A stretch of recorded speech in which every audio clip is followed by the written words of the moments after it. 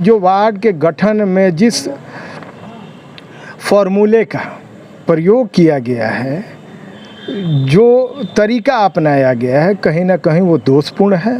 तो मेरे कहने का मतलब ये है कि जो ऊहापोह की स्थिति मतदाताओं में बनाई जा रही है परिसीमन के नाम पे, और जो गलत तरीके से परिसीमन किया जा रहा है, यानी अक्रॉस द लाइन जाके जो उसकी लकीरें खींची जा रही हैं, उन लकीरों का रिव्यू हो। अब BA, BCom, BSc और MA, MCom करें विश्व की सबसे बड़ी यूनिवर्सिटी इग्नू से। सॉल्ड असाइनमेंट और गाइड बुक्स प्राप्त करें। संपर्क करें Mahakal computers, DAV college gate के सामने, सिवान। क्या आप अपने बच्चे को पढ़ाना चाहते हैं इस्लामिक तालीम के साथ? तो उठाएं अपना फ़ोन और सब्सक्राइब करें हमारा YouTube चैनल हयाल अल फलाह किड्स, जहां हम पढ़ाते हैं अपने बच्चों को 2D और 3D एनिमेशन के साथ। नमस्कार, आप देख रहे हैं समय सिवान। समय सिवान की टीम इस वक्त हसनपुरा ब्लॉक के परिसर में उपस्थित है।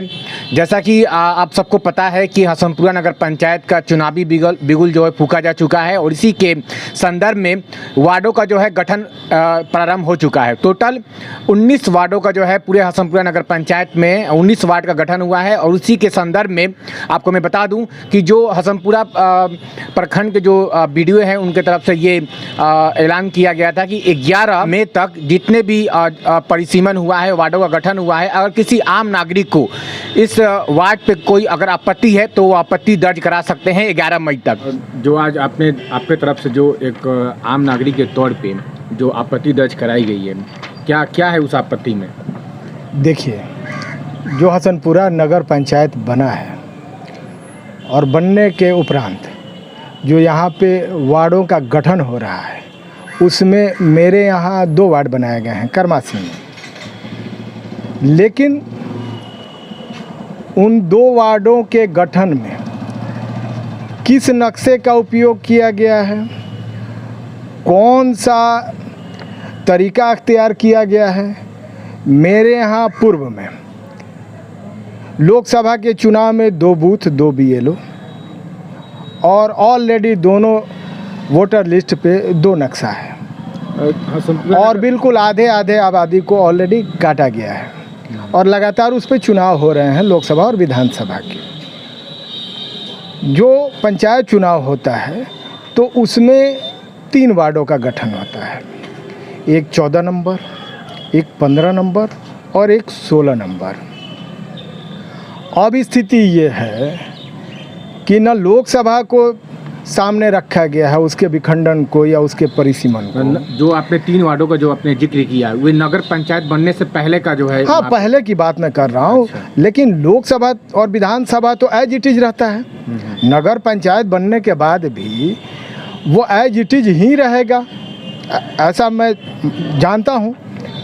तो मेरे कहने का मतलब ये है कि जो ऊहापोह की स्थिति मतदाताओं में बनाई जा रही है परिसीमन के नाम पे, और जो गलत तरीके से परिसीमन किया जा रहा है, यानी अक्रॉस द लाइन जाके जो उसकी लकीरें खींची जा रही हैं, उन लकीरों का रिव्यू हो, और जो विखंडन, जो नक्शा लोकसभा में और विधानसभा में इस्तेमाल किया जाता है, और जिसके आधार पे आधा वोटर्स जो लगातार हैबिचुएट हैं, वोट करते आ रहे हैं, उसी को आधार मान के और ये जो 2 वार्डों का गठन है उसको किया जाए, ताकि सब लोगों के लिए, आम मतदाताओं के लिए, पूरे गांव के आम निवासियों के लिए सुविधा हो और संतोषजनक हो।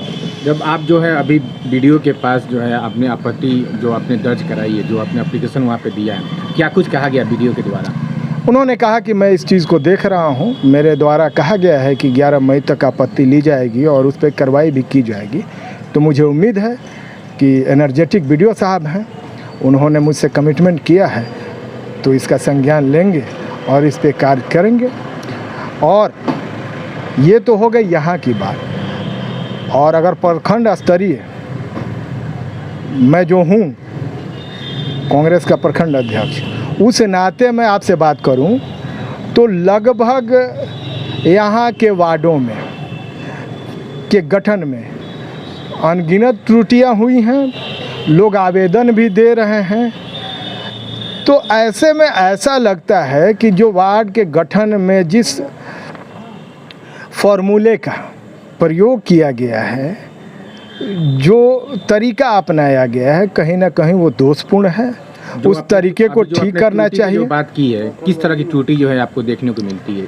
जैसे मान लीजिए कि करमासी के वोटर, मान लीजिए कि पूर्व से जो वार्ड है अरंडा में, ठीक है, तो उसके करीब के इलाके को ही ना उसमें जोड़ा जाए, न कि उसको ले जाके हसनपुरा में कर दिया जाए, हसनपुरा को ले जाके जलालपुर में कर दिया जाए, जलालपुर को ले जाके उसरी में कर दिया जाए, बेगटोली जो है बेगटोली को हटा के कहीं और कर दिया जाए, और उसके आधे वोटर जो हैं उनको कहीं और शिफ्ट कर दिया जाए। तो ये तो ठीक नहीं है। ये कहीं ना कहीं इसमें कोई राजनीतिक बू या ऊपर से कोई इस तरीके की बात हम लोग तो कह सकते हैं, क्योंकि ऐसा हुआ है, ऐसा हो रहा है। बहुत लोगों ने तो आपत्ति कश्मीर में भी दर्ज कराई है परिसीमन पे।